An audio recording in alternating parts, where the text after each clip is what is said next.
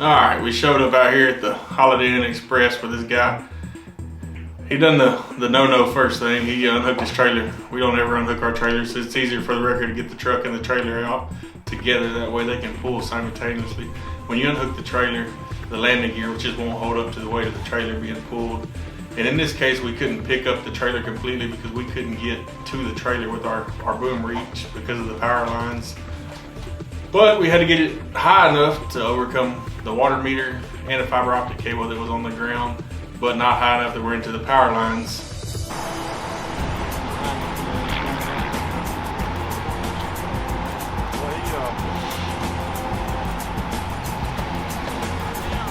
Right now we got a driver that he hooked from his trailer with something you never do in a situation like this right here. And he didn't know.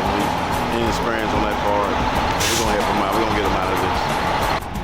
Ooh, we got a mess here. We got a mess. All right, we're gonna have to watch that water.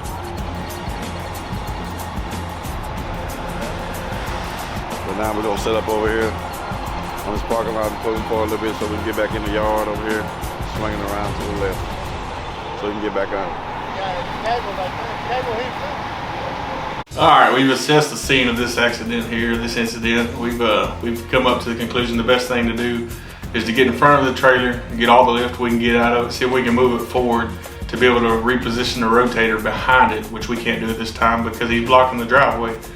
Once we get the trailer picked up and move forward, we'll be able to go around it, reposition, and pick the trailer up into the parking lot where the truck can reconnect to it and go into the shop where he was headed anyway.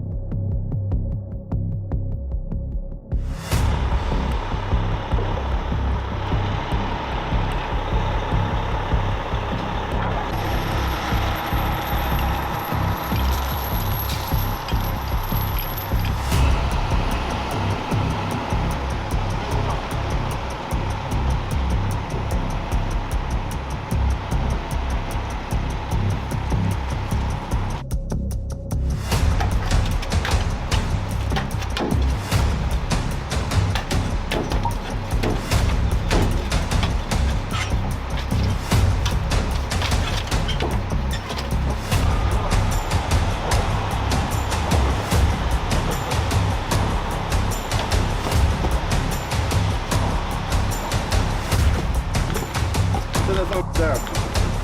Can you boom back? That ain't gonna. Yeah. Oh, I stayed out mine, stayed out money.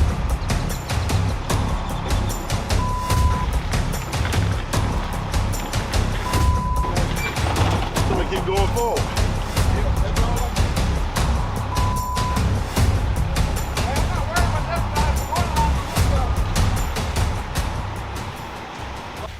Alright, we got Big Dog's boom extension and maxed out here. We got it stretched all we can get and as high as we can get with the power lines. We moved the trailer up forward, but when we're setting the trailer back down, it's wanting to sink in the ground. The water line being one of our main concerns, but another concern is the power line there, the power pole right beside it. So if we can get one side to sink and one side to sit, it's going to roll into the power line. So that's a problem we're trying to avoid. You see here that we're trying to get blocks underneath the landing gear. That way we can keep it up and out of that water line. We're gonna pick it, trailer up, bring it over here in the yard, so we get the truck driver back up on it.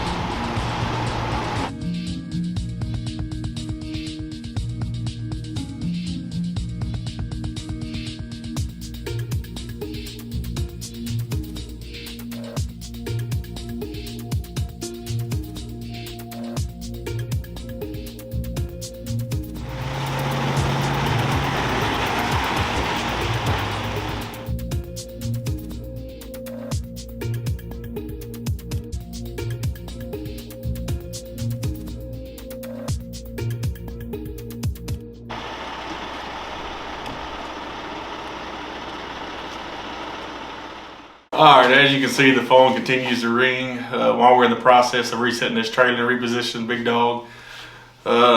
State police called. We got an MVA out on the interstate, so we're gonna lose part of our manpower here. This is also gonna take my camera guy away, so I'm gonna be out there with Big Dog finishing out this by myself. It ended up just being a pick and swing. I ended up picking the trailer up. We swing it around to the other side of Big Dog, set it down on the hard ground. Driver reconnects and goes about his day. Nothing but a thing for the Beene team.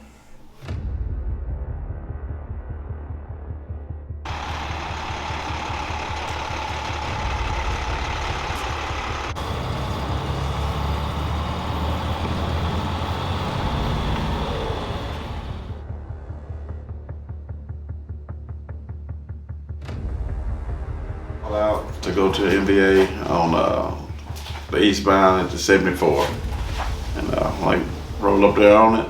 I get there and the car's on its top. I said situation, and I'm gonna roll it back over.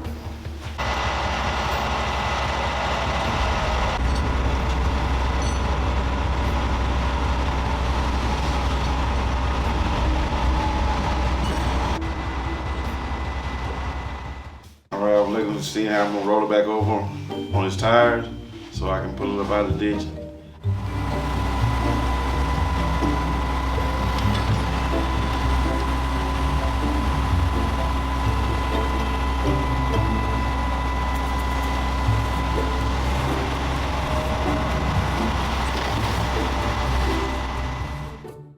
I clean up all the personal belongings and everything.